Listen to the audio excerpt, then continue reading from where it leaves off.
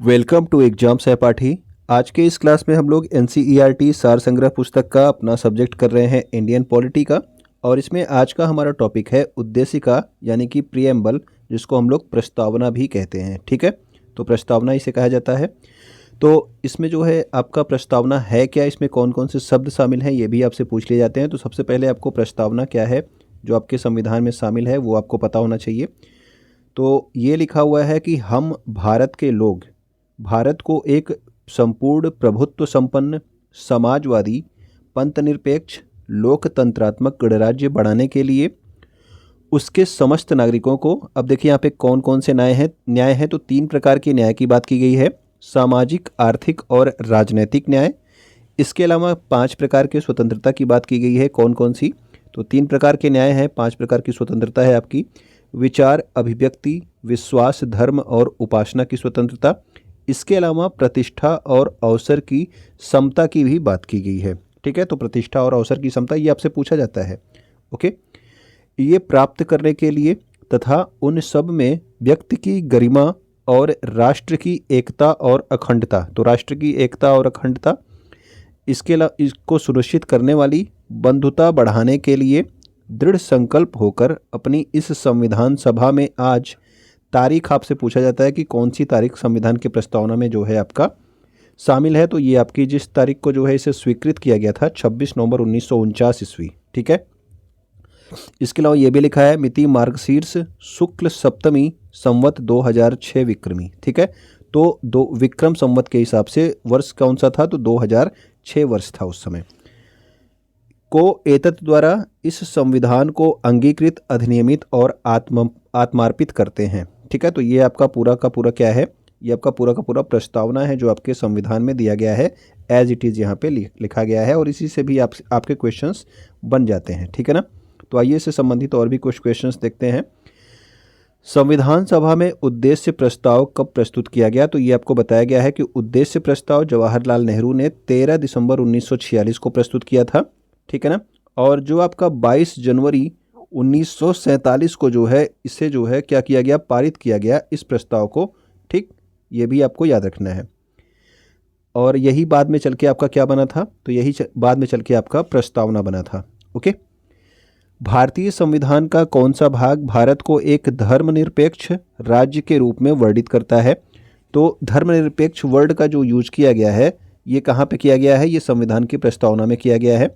ठीक, भारतीय संविधान की प्रस्तावना में भारत को एक सार्वभौम समाजवादी धर्मनिरपेक्ष और प्रजातांत्रिक गणतंत्र के रूप में घोषित किया गया है। ठीक है ना, एक सार्वभौम समाजवादी धर्मनिरपेक्ष और प्रजातांत्रिक गणतंत्र के रूप में इसे घोषित किया गया। आपने अभी अभी प्रस्तावना पढ़ा है ऊपर। ओके, अगला क्वेश्चन क्या है, सर्वोच्च न्यायालय द्वारा ऐसा किस वाद में कहा गया है कि अनुच्छेद 368 के अंतर्गत संविधान की प्रस्तावना में भी संशोधन किया जा सकता है, परंतु यह मूल ढांचे का उल्लंघन करने वाला नहीं होना चाहिए।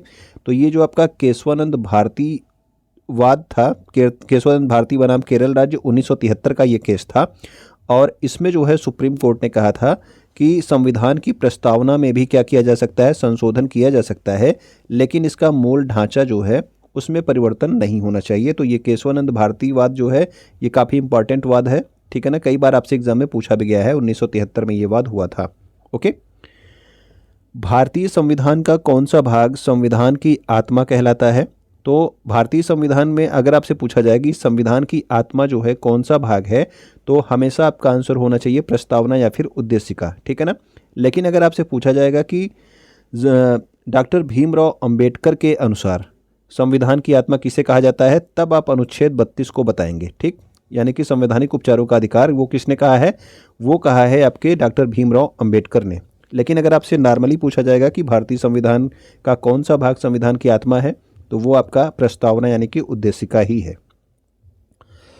कल्याणकारी राज्य का उद्देश्य अधिकतम जनसंख्या के लिए अधिकतम कल्याण सुनिश्चित करना है। जो आपने कल्याणकारी राज्य की बात सुनी, ठीक है ना, ये आपने सुना होगा किसमें, ये आप सुनेंगे राज्य के नीति निर्देशक तत्वों में। ठीक है ना, कल्याणकारी राज्य की स्थापना करना राज्य के नीति निर्देशक तत्व के उद्देश्य हैं।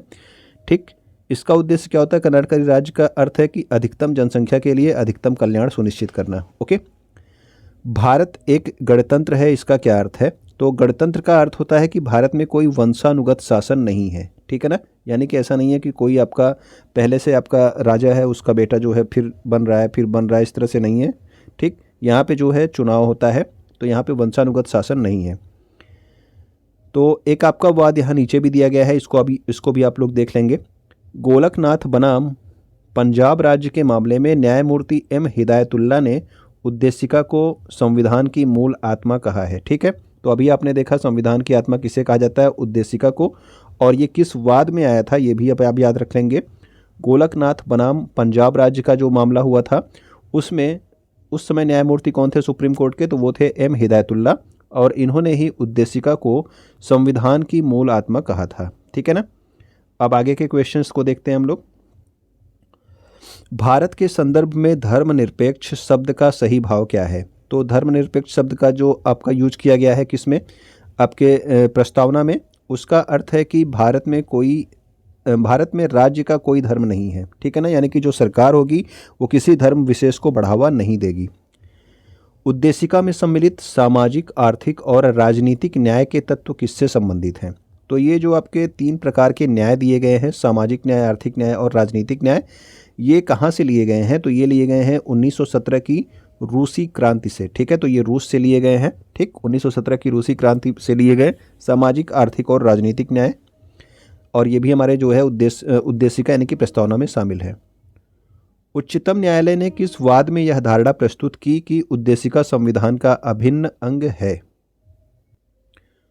तो ये था आपका RS बोम्मई बनाम यूनियन ऑफ इंडिया यानी कि भारत संघ वाला जो केस था। इसमें जो है उच्चतम न्यायालय ने कहा कि जो है उद्देशिका संविधान का अभिन्न अंग है, ठीक है ना। तो उद्देशिका को भी यानी कि प्रस्तावना को संविधान का अंग माना गया SR बोम्मई बनाम यूनियन ऑफ इंडिया यानी कि भारत संघ वाले केस में। और इसे जो है संविधान की आत्मा किस केस में माना गया, तो गोलकनाथ बनाम पंजाब जो है राज्य में एम हिदायतुल्ला ने कहा था कि जो है संविधान की आत्मा कौन है, उद्देशिका। ओके। सभी व्यक्ति पूर्णतः और समान रूप से मानव हैं, यह सिद्धांत जाना जाता है। तो सभी व्यक्ति पूर्णतः और समान रूप से मानव है, ये जो है सार्वभौमिकता का सिद्धांत कहा जाता है, ठीक है ना। भारत में लौकिक सार्वभौमिकता है क्योंकि संविधान की प्रस्तावना आरंभ होती है। तो संविधान की प्रस्तावना आरंभ होती है, तो अभी सबसे पहले कौन सा वर्ड आया था, तो वो आया था आपका हम भारत के लोग, ठीक है, we the people of India. ये जो है संविधान की प्रस्तावना स्टार्ट हुई थी यहीं से, और इसी से जो है हमें लौकिक सार्वभौमिकता का पता चलता है, यानी कि सभी व्यक्ति पूर्णतः और समान रूप से मानव हैं। ओके। लोक कल्याण शब्द भारत के संविधान की उद्देशिका में नहीं है, बल्कि यह राज्य के नीति निर्देशक तत्व का भाग है। तो यहाँ पे ये एक जो है आपका नोट दिया गया है, एक तथ्य दिया गया है, इसको आप याद रखेंगे कि जो लोक कल्याण शब्द है, अभी आपको बताया गया कि लोक कल्याणकारी राज्य की जो बात थी वो आपके संविधान के राज्य के नीति निर्देशक तत्वों में दिया गया है, ठीक है। तो लोक कल्याण की अगर आपसे पूछा जाएगा कि क्या ये संविधान की उद्देशिका में शामिल हैं, तो ये नहीं है। ये कहाँ पे हैं लोक कल्याण शब्द, तो ये आपके राज्य के नीति निर्देशक तत्व का भाग है। किस संविधान के द्वारा भारतीय संविधान का उद्देशिका में संशोधन किया गया था। तो उद्देशिका यानी कि प्रस्तावना में जो संशोधन किया गया था वो केवल एक बार संशोधन किया गया है, ठीक है ना, और वो किया गया था आपके 42वें संविधान संशोधन के द्वारा। ओके। तो इसमें जो है 42वें संविधान संशोधन कब हुआ था, 1976 में, और इसी समय जो है एक बार जो है प्रस्तावना में संशोधन किया जा चुका है। भारतीय संविधान की प्रस्तावना में जिन आदर्शों और उद्देश्यों की रूपरेखा दी गई है उनका विस्तार कहाँ पे है। तो जो भी आपके आदर्श दिए गए हैं, यानी कि इसमें तो आपका केवल एक जो है एक वर्ड का यूज कर दिया गया है, ठीक है, प्रस्तावना को यहाँ से यहाँ तक लिख दिया गया है, लेकिन इनकी जो है आपका रूपरेखा कहाँ पे दी गई है, उनका विस्तार कहाँ पे किया गया है। तो ये आपके मूल अधिकार में है, राज्य के नीति निर्देशक सिद्धांतों में है, और जो मौलिक कर्तव्य के अध्याय हैं यहाँ पे इनको विस्तार रूप से बताया गया है, ठीक है। जो वर्ड आपके यूज किए गए हैं कहाँ पे, प्रस्तावना में। ओके। राज्य का सबसे महत्वपूर्ण तत्व क्या है। तो राज्य का जो सबसे महत्वपूर्ण तत्व होता है वो होता है संप्रभुता, ठीक है ना। तो राज्य के कुल 4 तत्व होते हैं, ठीक, और जिसमें सबसे महत्वपूर्ण तत्व क्या है, तो वो आपका संप्रभुता है। जिसके पास संप्रभुता होती है वो आपका राज्य कहा जाएगा, ठीक है ना। अगला हमारा है समाजवादी अखंडता एवं पंथ निरपेक्ष शब्द संविधान की प्रस्तावना में किस संशोधन के द्वारा सम्मिलित की गए। तो अभी आपको बताया गया कि संविधान में केवल एक बार जो है आपका संशोधन किया गया था, वो था आपका 42वां संविधान संशोधन, और उसी में इन 3 शब्दों को जोड़ा गया, समाजवादी, अखंडता और पंथ निरपेक्षता। ठीक है ना। तो इन्हें जो है संविधान की प्रस्तावना में 42वें संविधान संशोधन 1976 द्वारा शामिल किया गया था। उद्देशिका को राजनीतिक जन्मपत्री की संज्ञा किसने दी, यानी कि राजनीतिक जन्मपत्री किसने कहा था उद्देशिका यानी कि प्रस्तावना को? तो के.एम. मुंशी ने जो है उद्देशिका यानी कि प्रस्तावना को क्या कहा था? तो उसे कहा था राजनीतिक जन्मपत्री यानी कि पॉलिटिकल होरोस्कोप। किसे? प्रस्तावना को। ठीक है ना। संविधान की प्रस्तावना को राजनीतिक जन्मपत्री कहा के.एम. मुंशी ने। प्रस्तावना संविधान का अंग नहीं है, उच्चतम न्यायालय ने यह मत किस वाद में व्यक्त किया था? तो देखिए ये भी आपका ध्यान रखेंगे कि प्रस्तावना संविधान का अंग नहीं है, ये पहले कहा जा चुका था बेरुबारी संघ मामले में, जो कि आपका कब था? 1960 का था। ठीक है, बेरुबारी संघ मामले में। लेकिन एस.आर. बोम्मई वाला केस अभी जब जो आपने ऊपर देखा, ठीक है, उसमें जो है ये माना गया, एस.आर. बोम्मई बनाम भारत संघ में माना गया कि जो है प्रस्तावना संविधान का अंग है। ठीक है, और किसमें नहीं है माना गया था? तो ये आपका बेरुबारी संघ मामले में जो है कहा गया था कि प्रस्तावना संविधान का अंग नहीं है। ठीक है। संविधान निर्माण में महत्वपूर्ण भूमिका निभाने वाले संविधान सभा के सदस्य सर अल्लादी कृष्ण स्वामी अय्यर के अनुसार संविधान की प्रस्तावना हमारे दीर्घकालिक सपनों का विचार है। तो ये जो है प्रारूप समिति के सदस्य थे सर अल्लादी कृष्ण स्वामी अय्यर। इन्होंने कहा था कि संविधान की जो प्रस्तावना है वो हमारे दीर्घकालिक सपनों का विचार है। तो ये कुछ क्वेश्चंस थे आपके इस पुस्तक से। ठीक है, प्रस्तावना से संबंधित। अगर आपको पसंद आए हो तो वीडियो आप लाइक जरूर कर दिया कीजिए और अपने दोस्तों तक शेयर कर दिया कीजिए, क्योंकि ये आपके क्वेश्चंस जो हैं इंपॉर्टेंट है। ये क्लास 6 से लेके 12th तक के जो आपके एनसीईआरटी के आपके पुस्तक हैं उनसे कुछ इंपॉर्टेंट क्वेश्चंस को इस पुस्तक में शामिल किया गया है, उसी को मैं यहाँ पे कराता हूँ। ओके, तो वीडियो देखने के लिए आपका बहुत बहुत धन्यवाद।